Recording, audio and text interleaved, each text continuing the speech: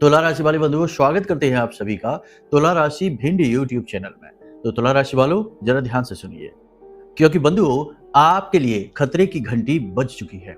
आपको रहना होगा बेहद सावधान। अगले 3 से 5 दिनों में कुछ ऐसा होने जा रहा है जो आपके जीवन को पूरी तरह से प्रभावित करेगा, बदल कर रख देगा।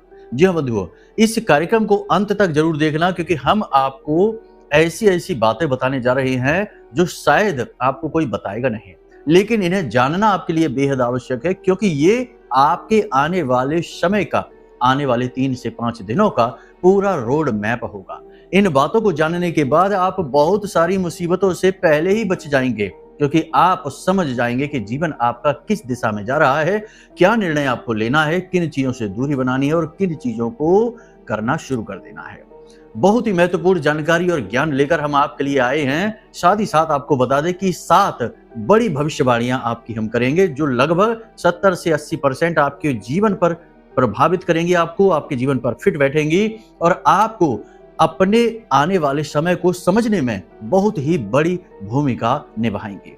इन 7 बड़ी भविष्यवाणियों को जानना बेहद आवश्यक है, क्योंकि इनमें कुछ पॉजिटिव हैं तो कुछ बहुत ही नेगेटिव भी हैं। जी हाँ बंधुओं, ये सारी बातें हम आपके राशि के ज्योतिषीय आकलन के आधार पर, गणितीय आकलन के आधार पर बताएंगे। साथ ही हम आपको बताएंगे कि माता रानी ने अपनी दिव्य अनुभूतियों के आधार पर हमें क्या बताया है, उन्हें भी हम आपको बताएंगे। क्योंकि प्रतिदिन रात्रि में जब अनुष्ठान हम करते हैं तो माई के साथ कहीं ना कहीं किसी न किसी रूप में कुछ तार तो जुड़ते ही हैं, और माई कुछ न कुछ विचार मन में, उसी प्रकार की अनुभूतियां हमारे दिमाग में भी डालती हैं, मन में भी डालती हैं। उसी आधार पर हम आपको कुछ न कुछ बताते हैं।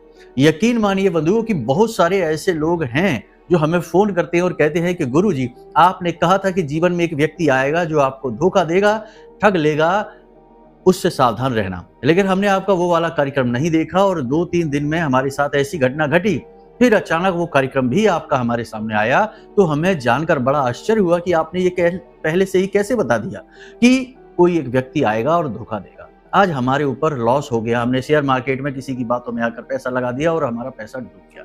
मतलब कि ये इस तरीके की बातें हैं जो कि वास्तविक जीवन से जुड़ी रहती हैं और जीवन को सीधे प्रभावित करती हैं, और ये बातें महामाई के द्वारा दी गई अनुभूतियां होती हैं। इसी प्रकार की अनुभूतियों को हम कहीं ना कहीं किसी न किसी रूप में कार्यक्रम में आपको बताते हैं। तो ये देखा जाए तो एक तरीके से माई का आशीर्वाद, माई का प्रेम है और माई की दी गई एक गाइडेंस है आपके लिए। तो आपको इस कार्यक्रम को पूरा देखना होगा। नवरात्रि से पहले के जो कार्यक्रम आ रहे हैं वे बेहद महत्वपूर्ण है, क्योंकि इन कार्यक्रमों में हम आपको बताने वाले हैं कि कैसे आपको अपनी नवरात्रि का समय और काल गुजारना है। क्योंकि ये गुप्त नवरात्रि का समय जो होता है ना, ये साधनाओं का, सिद्धियों का और बड़ी उपलब्धियों को हासिल करने का और देवी शक्तियों से सीधे जुड़ने का समय होता है। ये बड़ी ही शक्तिशाली नवरात्रि कही जाती है, क्योंकि ये शैव नवरात्रि हैं और ये माता शक्ति से सीधे जुड़ने का सरल मार्ग दे देती हैं। कोई सदगुरु यदि सही तरीके से गाइड कर दे तो जातक महामाई की ऊर्जा से सीधे जुड़ जाता है, या यूं कहें कि महामाई जातक के जीवन के सारे दुखों को हर लेती हैं। न केवल इस संसार में सुख देती हैं, बल्कि संसार के बाद भी परम धाम में उसे प्रवेश देती हैं, यानी मुक्त करती हैं। तो कहने का मतलब यह है कि ये जो नवरात्रि, आषाढ़ी नवरात्रि आ रही हैं, गुप्त नवरात्रि आ रही हैं, बेहद महत्वपूर्ण हैं। और ये जो कार्यक्रम हम बना रहे हैं, ये स्टेप बाय स्टेप आपको गाइड करेंगे कि ये नवरात्रि में आपको कैसे क्या करना है, क्या नहीं करना है, कौन सी गलतियां जो आप कर देंगे तो आपको बहुत नुकसान होगा, और कौन से ऐसे छोटे छोटे काम हैं जिन्हें आपको जरूर करना है, जिससे आप माई के लाडले बनेंगे। जी हाँ बंधुओं, तो आपको ये कार्यक्रम जरूर देखना है। कार्यक्रम के अंत में हम आपको बताएंगे कि कौन सी है वो खतरे की घंटी जो आपके पूरे जीवन को बर्बाद करने वाली है। आप चाहे जाने में या अनजाने में इस चक्कर में यदि फंस गए तो आप पूरी तरीके से मिट जाएंगे। जिस स्थिति में आज आप हैं उससे भी ज्यादा नीचे की स्थिति में चले जाएंगे। बहुत ज्यादा व्याकुलता और परेशानी जीवन में आ जाएगी।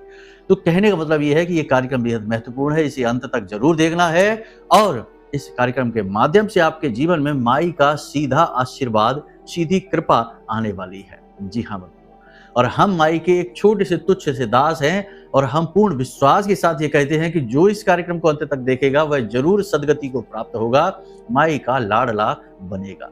चलिए बंधु, उम्मीद करते हैं कि आप हमारी बातों को समझ रहे हैं। कार्यक्रम में अंत तक जरूर ठहरेंगे। माई को याद करते हुए कमेंट बॉक्स में पूरे भक्ति भाव के साथ लिख डालिए, जय मां भद्रकाली कृपा करो। महामाई ने निश्चित आपके ऊपर कृपा कर दी है बंधुओं, तभी तो कार्यक्रम सही समय पर आपके पास पहुंचा है।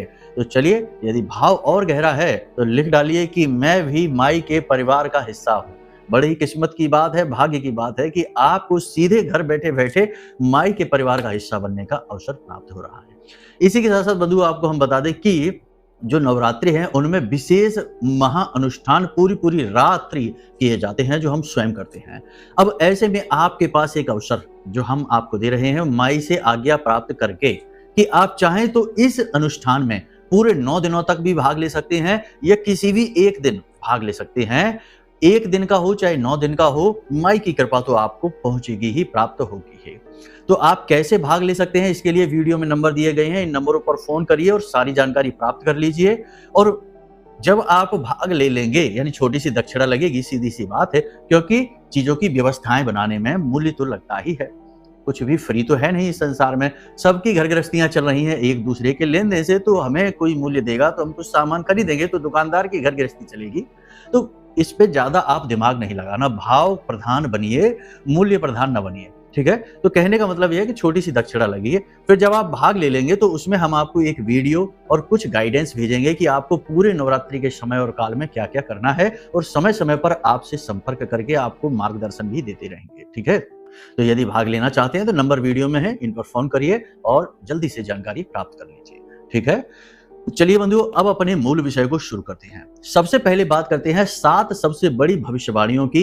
इन पर आपको बहुत ही बारीकी से ध्यान देना है, ध्यान से समझिए। प्यारे मित्रों, हमारे अत्यंत प्रिय और परम पूज्य अमिताचार्य जी के पास मां बगलामुखी और मां भद्रकाली की साधनाओं का वर्षों का अनुभव है, और माता रानी की इनके ऊपर पूर्ण कृपा और सिद्धि है। आचार्य जी ने अपने सटीक कुंडली विश्लेषण और श्रेष्ठतम उपायों के माध्यम से हजारों लोगों के जीवन को खुशियों से भरा है।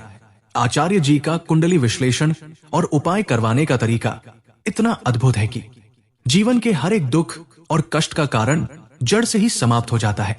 फिर समस्या चाहे जैसी भी हो, कर्जा बहुत बढ़ गया हो, व्यापार चल नहीं रहा हो, बीमारियों में आप बर्बाद हो चुके हो, रिश्तों में प्रेम समाप्त हो चुका हो, या फिर नौकरी ही ना मिल रही हो, विवाह में देरी होती हो, कैसी भी समस्या हो, इन समस्याओं का कारण क्या है, कौन सी महादशा परेशान कर रही है, कौन सा दोष लगा हुआ है, सब कुछ आचार्य जी इतना सटीक बताते हैं कि वर्षों वर्ष के दुख कुछ ही दिनों में समाप्त हो जाते हैं। अगर आपके जीवन में भी कोई ऐसी संकट की घड़ी है तो यही सही समय है जब आप पूज्य आचार्य जी के हाथों से अपनी कुंडली का विश्लेषण करवाएं और वर्षों से चल रहे दुखों और संकटों के इस चक्र से बाहर निकल जाए। प्यारे मित्रों, अभी वीडियो में दिए गए नंबरों पर फोन करिए और अपनी कुंडली का श्रेष्ठतम आकलन करवा डालिए। जिंदगी बदलने का ये सबसे बड़ा मौका हाथ से मत जाने दीजिएगा। जय माई की, महामाई आपका कल्याण करे। सबसे बड़ी बात कि अति आत्मविश्वास से बचना है। कहने का मतलब यह है कि आप एक ऐसे इंसान हैं जो योग्य हैं, समझदार हैं, बुद्धि विवेक की कमी नहीं है, ऊर्जा की कोई कमी नहीं है। बड़े से बड़ा सपना देखना और उसे सच करने की जो जज्बा है, जो हिम्मत है, वो आपके अंदर है। लेकिन इसमें होता कभी कभी यह है कि कभी कभी आपका जो विश्वास है, आत्मविश्वास है, वह अति आत्मविश्वास में बदल जाता है। अब ऐसे में आप कुछ अलग तरीके से सोचने लगते हैं। याद रखना कि हम जिस प्रकार से सोचते हैं वैसी ही परिस्थितियों को हम अपनी ओर आकर्षित करते हैं। यत पिंडे तत् ब्रह्मांडे, जैसी मन स्थिति वैसी ही परिस्थिति।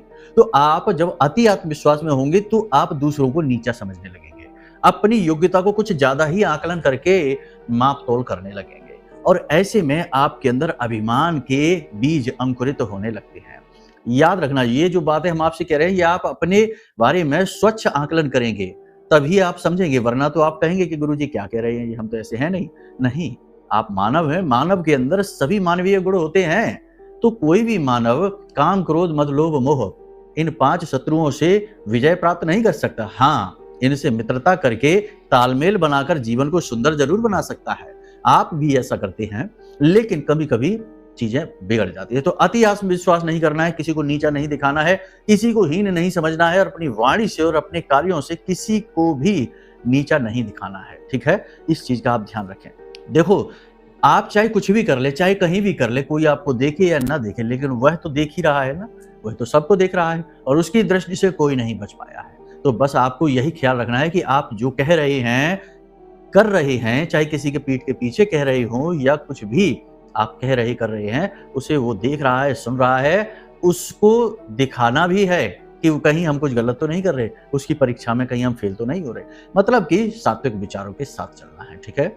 दूसरा ये है कि कार्यस्थल पर आप जो नौकरी कर रहे हैं, उनके लिए मेहनत बढ़ेगी, जिम्मेदारियों का बोझ बढ़ेगा और आपके ऊपर आपके उच्च अधिकारियों की नज़र भी रहेगी, क्योंकि आपके विरोधी सक्रिय हो जाएँगे और वे आपकी चुगलियाँ करेंगे उच्च अधिकारियों के सामने, आपकी जो आपका जो वातावरण है उसे खराब करने की कोशिश करेंगे, इससे उच्च अधिकारी आपके ऊपर नज़र भी रखेंगे। हालाँकि नाराज़ आपसे नहीं होंगे, क्योंकि आप बहुत ही कार्यकुशल हैं, चीज़ों को आप अच्छी तरीके से समझते हैं, जानते हैं और कार्य आप बहुत ही अलग तरीके से करते हैं, कार्य में आप कुशल हैं, हुनरमंद हैं, तो आपको डाँटेंगे नहीं, ना ही आपसे कोई विरोध करेंगे, परंतु आपके ऊपर तीखी दृष्टि बनाकर रखेंगे, क्योंकि आपकी चुगलियाँ की गई हैं, बुराइयाँ की गई हैं। तो कार्यस्थल पर आपको अलर्ट रहना है, ज़िम्मेदारियाँ आपको बढ़ेंगी, उन्हें आप आराम से हैंडल कर लेंगे, कोई दिक्कत नहीं है, लेकिन इससे आप थकान बहुत महसूस करेंगे, चिड़चिड़ाहट भी आपके स्वभाव में आएगी, इससे पारिवारिक वातावरण थोड़ा-सा बिगड़ सकता है। परिवार के लिए आपको बता दें कि आपके परिवार में कोई मेहमान अगले 3 से 5 दिनों में आ सकते हैं। किसी प्रकार का धार्मिक या मांगलिक कार्यक्रम भी किया जा सकता है, लेकिन परिवार में कोई एक व्यक्ति आपके लिए ऐसी बात बोलेगा, आपकी आलोचना करेगा, इस प्रकार से करेगा जो आपको चुभ जाएगी। उसकी बात आपको अच्छी नहीं लगेगी तो आप उसका विरोध करेंगे, नहीं करेंगे तो मन ही मन आप थोड़ा-सा कुंठित रहेंगे और कर देंगे तो वातावरण बिगड़ जाएगा। तो ऐसे में हम आपको यही कहना चाहेंगे कि आप किसी की भी बातों से प्रभावित ना हो, अपने मन की चाबी किसी और के हाथ में ना दें। कोई कुछ भी कहता रहे, कुछ भी करता रहे, ये उसके अपने विचार हैं, आपके ऊपर इनका कोई प्रभाव नहीं पड़ना चाहिए। आप अपने विचारों के और अपनी सोच के और अपने स्वभाव के मालिक खुद बन जाएँ। इसलिए ये ज़रूरी है, क्योंकि आपके आसपास ही ऐसे लोग हैं जो आपकी कमजोरियां जानते हैं, आपको व्याकुल करने में उन्हें आनंद आता है, इसलिए जानबूझकर ऐसी बातें बोल देते हैं जो आपको अच्छी नहीं लगती हैं और आप कुछ कह भी नहीं पाते हैं, क्योंकि आप लिहाज करते हैं। आप वातावरण खराब नहीं करना चाहते, लेकिन आप अंदर ही अंदर कुढ़ते हैं, अंदर ही अंदर आप कुंठित रहते हैं। तो ये चीज़ अच्छी नहीं है, आपकी भावनात्मक तौर से आपको थोड़ा मजबूत होना पड़ेगा। एक और ख़ास बात कि आप अपने प्रोफ़ेशन में, यानी आप चाहे व्यापार करते हो, चाहे नौकरी करते हो, आप अपने जो आपका व्यवसाय है, नौकरी है, वहाँ पर कुछ विशेष प्रकार का बदलाव, अपनी कार्यशैली में परिवर्तन अवश्य करेंगे और उसका आपको लाभ प्राप्त होगा। अलग ढंग से आप काम करना शुरू करेंगे। इसी के साथ-साथ जो लोग नौकरी कर रहे हैं, उनके स्थानांतरण के भी योग बन रहे हैं। स्थानांतरण की चर्चाएँ हो सकती हैं, तो आपको इस बात का थोड़ा-सा ख़्याल रखना होगा। देख लें, समझ लें, क्योंकि यह जो स्थानांतरण की स्थिति है, इस समय पर बन रही है, यह अनुकूल समय नहीं है। इस समय पर बनने वाली स्थिति आपको लाभ नहीं पहुंचाएगी, परेशान जरूर कर देगी। तो थोड़ा-सा इसके लिए अलर्ट रहें, वातावरण को समझ कर चलें, आसपास क्या चल रहा है, लोग क्या कह रहे हैं, क्या चीज़ें आपके कार्य को प्रभावित कर रही हैं, उच्च अधिकारी क्या सोच रहे हैं आपके बारे में, इन सब चीज़ों के बारे में ख़्याल रखते हुए ही चलें, तो आपको इसका लाभ बहुत मिलेगा। एक बात याद रखना कि अगले 3 से 5 दिनों में आपके शत्रु अति सक्रिय होंगे, आपको नीचा दिखाने की पूरी कोशिश करेंगे, आपको परेशान करने की पूरी कोशिश करेंगे, काफ़ी हद तक भी इसमें कामयाब भी हो जाएँगे। तो आपको थोड़ा-सा अलर्ट रहना है। शत्रु केवल कार्यस्थल पर नहीं है, केवल दुनियादारी में नहीं है, शत्रु आपके घर में भी हैं। कहने का मतलब ये है कि शत्रु वह इंसान भी है जो अंदर ही अंदर आपसे जलता है, चिढ़ता है, चाहे वो आपका अपना ही क्यों ना हो, कोई फ़र्क नहीं पड़ता है। इतिहास उठाकर देख लो, शास्त्र उठाकर देख लो, अपनों ने ही सबसे बड़ी शत्रुताएँ निभाई हैं, बाहर के शत्रुओं ने तो कुछ ख़ास बिगाड़ भी नहीं पाया है। तो आपके साथ भी कुछ स्थिति ऐसी ही है, तो थोड़ा-सा इस मामले में आपको अलर्ट रहना होगा। किसी के भी निजी मामले में हस्तक्षेप करने की ज़रूरत नहीं है, किसी को भी गाइड करने की ज़रूरत नहीं है। अगले 3 से 5 दिनों में किसी को कोई सलाह देने की आवश्यकता नहीं है, कोई गाइड, कोई मार्गदर्शन करने की आवश्यकता नहीं है और किसी के भी व्यक्तिगत मामलों में कोई हस्तक्षेप ना करें, इससे आपके लिए बुराई हो जाएगी। देखिए, आप करने तो जाएँगे अच्छा, लेकिन हो जाएगा बुरा। अक्सर आपके साथ यही होता है कि आपने जिन-जिन लोगों के साथ अच्छा करने की कोशिश की है, अपनी परेशानी ही बढ़ाई है और बदले में आपको बुराई ही मिली है। उनसे आपको ना तो तारीफ मिली, ना ही मान-सम्मान मिला। तो आप खुद भी ये बात जानते हैं। आज भी वही स्थिति है, तो ऐसे में आपको आत्म केंद्रित बनना होगा। चक्करों में किसी के ना पड़िए, जिसके जीवन में जो लिखा है वह उसे भोगेगा ही। इसलिए तुलसीदास बाबा ने श्री रामचरितमानस में भी लिख दिया कि कर्म प्रधान विश्व कर राखा, जो जस करे सो तस फल चाखा। तो जो जैसा करेगा वैसा फल वो चखता जाएगा। आप किसी के चक्करों में ना पड़िए, आप अपने जीवन के बारे में विचार करिए। आपको करने के लिए अपने जीवन में ही बहुत सारी चीजें हैं, उन पर आप ध्यान दीजिए। दुनियादारी को फिलहाल थोड़ा सा साइड में रख दीजिए। अब यहाँ पर आपके प्रयास तो बहुत अच्छे हैं, आप अपने हर एक काम को समय पर पूरा करने की कोशिश करेंगे, हर एक व्यक्ति के साथ सधा हुआ नपा-तुला व्यवहार करेंगे, फिर भी कहीं ना कहीं बात बिगड़ जाएगी, कुछ ना कुछ कम पड़ ही जाएगा। तो आपको यहाँ पर बस यही है कि अपने ऊपर फोकस सबसे ज्यादा बनाकर रखना है। जैसे ही आप अपने जीवन से फोकस हटाएंगे, इधर उधर की बातों में उलझेंगे, आप परेशान हो जाएंगे, नुकसान में रहेंगे। दाम्पत्य जीवन की बात करें या प्रेमी जीवन की बात करें तो थोड़ा बहुत तनाव की स्थिति रह सकती है। अगले 3 से 5 दिनों में आपका जीवन साथी कुछ अजीब सा व्यवहार आपके साथ करेगा। बात बात पर आपसे आर्ग्यूमेंट कर सकता है, आपकी अनसुनी कर सकता है और आपको ऐसा लग सकता है जैसे कि आप दोनों के बीच में प्रेम तत्व की कमी हो चुकी है। वो अपने जीवन में खुद ही मगन महसूस होगा और आपके ऊपर ध्यान न देता हुआ आपको लगेगा। ऐसे भाव आपके मन में उत्पन्न होंगे जो आपको थोड़ा सा व्याकुल, बेचैन करेंगे, थोड़ा सा परेशान करेंगे। मन इस बात से आपका थोड़ा सा खिन्न रह सकता है। लेकिन हम आपको बता दें कि ये स्थितियां समसामयिक होती हैं और स्थिति बदलती हैं, स्थितियां बदलती जाती हैं। तो आप फिलहाल इन चीज़ों में बिल्कुल भी ना उलझें, क्योंकि यही तो वो छोटी छोटी चीज़ें हैं जो आपको परेशान करती हैं, आपको विचलित करती हैं और आपके जीवन में बाधाएं उत्पन्न करती रहती हैं। कोई भी सीधे सामने आकर आपको रोक नहीं सकता है, कोई भी बड़ी बाधा आपको रोक नहीं सकती, आप सबसे पार निकल सकते हैं। लेकिन ये जो छोटी छोटी बातें हैं ना, कि किसी ने कुछ कह दिया, किसी ने कैसा भी व्यवहार कर दिया, छोटी छोटी सी बातें, या आपसे ही कोई गलती हो गई तो अब उसी में सोचे पड़े हैं, उसी में विचारों में खोए हुए हैं कि ऐसा क्यों हो गया, कैसे हो गया। ये छोटी छोटी चीजें हैं ना, ये आपके लिए बड़ी मुसीबत और रुकावटें बनती हैं। तो जरा इनके लिए आपको और व्यवहारिक होकर सोचना पड़ेगा। भावनाओं को थोड़ा सा साइड में रखकर विचार करें, ठीक है। अब बात करते हैं उस एक घटना की, यानी खतरे की घंटी वाली बात, कि देखिए आने वाले 3 से 5 दिनों में आपको कोई ऑफर मिलने वाला है। किसी प्रकार का पार्टनरशिप का ऑफर मिलेगा या किसी प्रकार का इन्वेस्टमेंट का ऑफर मिलेगा, जैसे शेयर मार्केट में इन्वेस्ट कर लो, किसी प्रकार की कोई कंपनी है, किसी प्रकार का बड़ा ऑफर जिसके लिए आपको धन जुटाना पड़ेगा। आपकी जमा पूंजी आप इन्वेस्ट करना चाहेंगे, थोड़ा धन जुटाना चाहेंगे, इधर से उधर से कर्जा लोन वगैरह लेना चाहेंगे, किसी की सलाह से आप निवेश करने का विचार बनाएंगे, लेकिन ये विचार बहुत ही गलत होगा। अगले 3 से 5 दिनों में आपको जोखिम ज्यादा, यानी कि अति जोखिम नहीं लेना है, जोखिम लेने से बचना है। निवेश के मामले में खास तौर से बहुत सारे लोग हैं जो हमसे बाद में संपर्क करते हैं कि गुरुजी एक व्यक्ति ऐसा आया, एक मित्र था या जो भी कोई रिश्तेदार था, कुछ न कुछ रूप में आता ही है कोई अपना बनकर, उसने हमें ऐसी सलाह दी कि हमने इन्वेस्ट किया, 1 लाख रुपए लगाया और बाद में हमारे सारे रुपए डूब गए और हमारे ऊपर कर्जा भी बढ़ गया। तो ऐसी स्थिति फिर बनने वाली है। अलर्ट हो जाना, संभल जाना। और जोखिम के लिए अभी बिल्कुल भी आपका समय और काल सपोर्ट नहीं कर रहा है, तो थोड़ा संभल कर रहना है। मतलब कि जोखिम कई प्रकार का हो गया, व्यवसायिक जोखिम भी हो गया कि पैसे जरूरत से ज्यादा इन्वेस्ट नहीं करना है। दूसरा जोखिम जीवन को लेकर हो गया कि वाहन आदि सोच समझकर चलाना है, ऊंचे स्थानों पर सोच समझकर थोड़ा समझदारी के साथ जाना है, फिसल सकते हैं, गिर सकते हैं, दुर्घटना आदि हो सकती है।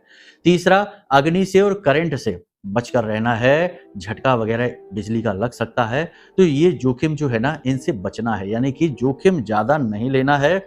ज्यादा जोखिमपूर्ण निर्णय आपके जीवन में बर्बादी लेकर आएंगे। 3 से 5 दिनों में अलर्ट रहना है, ठीक है। यही वो खतरे की घंटी है, यही वो अलार्म है जो आपके जीवन में बज रहा है, जिसके बारे में हम आपको बता रहे हैं। बात नहीं मानेंगे तो इंतजार करिए, 3 से 5 दिनों में ऐसा अवश्य होगा। कोई ऐसा अवसर मौका आएगा जिसे यदि आपने स्वीकार कर लिया तो बर्बादी तय है, ठीक है। अब यहाँ तक सारी बातें हो गई आपके जीवन, आपकी कुंडली, आपके परिवार, आपके वातावरण के विषय में। अब यहाँ पर हम आपको बताने जा रहे हैं नवरात्रि के विषय में। बहुत ही जरूरी जानकारी है, इसे जरूर ध्यान से सुन लेना। नवरात्रि, जो गुप्त नवरात्रि का समय होता है, 2 बार वर्ष में गुप्त नवरात्रि आती है। गुप्त नवरात्रि का जो समय होता है यह बहुत ही शक्तिशाली समय होता है। वैसे तो नवरात्रि चारों ही बहुत ही शक्तिशाली होती हैं, लेकिन जो गुप्त नवरात्रि हैं, इन्हें गुप्त कहा ही इसलिए जाता है क्योंकि इनमें गुप्त साधनाएं की जाती है। गुप्त रूप से दैवी शक्तियों को सिद्ध किया जाता है और बड़ी जल्दी ही मात्र शक्तियां सिद्ध हो जाती हैं इन नवरात्रि के विशेष पर्व में। जी हाँ बंधुओं, ये जो समय होता है, 9 दिन का समय होता है, ये 9 दिन का समय आपके जीवन में अभूतपूर्व बदलाव लेकर आ सकता है, सीधी दैवी कृपा आपको दिलवा सकता है।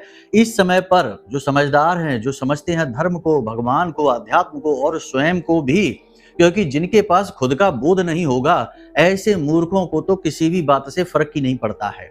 ठीक है, चाहे नवरात्रि हो, चाहे दीपावली हो, चाहे महाशिवरात्रि हो, उन्हें कोई फर्क ही नहीं पड़ता। वो तो अपनी ही धुन में मस्त रहते हैं।